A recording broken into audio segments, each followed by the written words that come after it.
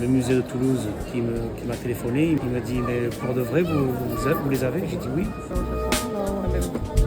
Je m'appelle Philippe Carenco, je suis de la région de Martigues-Fos.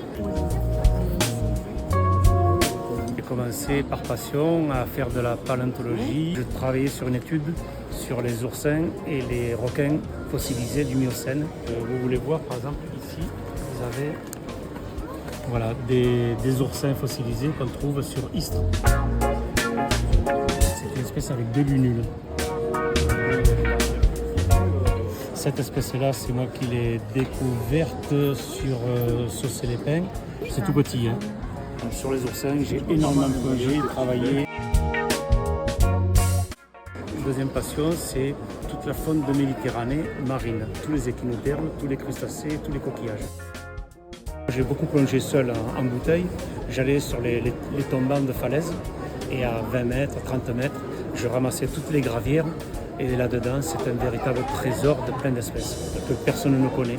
Donc, vous avez un petit crabe que j'ai découvert dans l'étang de Berre, qui est ramené par les péniches qui viennent de mer du Nord.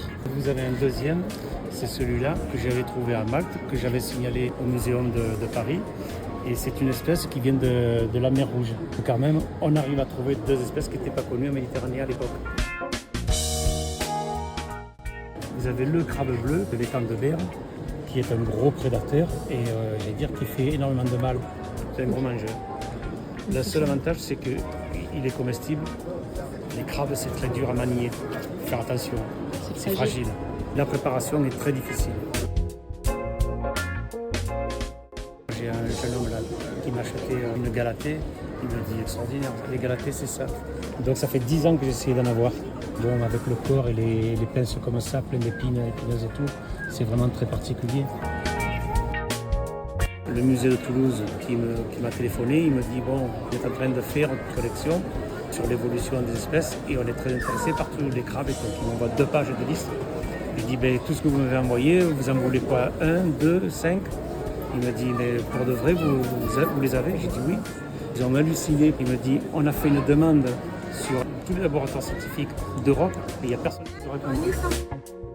Je dors peu, je ne regarde pas la télé, je travaille 15 heures par jour dans mes passions. Moi je suis une machine, j'avale tous les livres, je suis capable de donner tous les noms. Chaque espèce est identifiée, il n'y a aucun problème là-dessus. Une grosse base de données personnelles et un peu là-dedans aussi.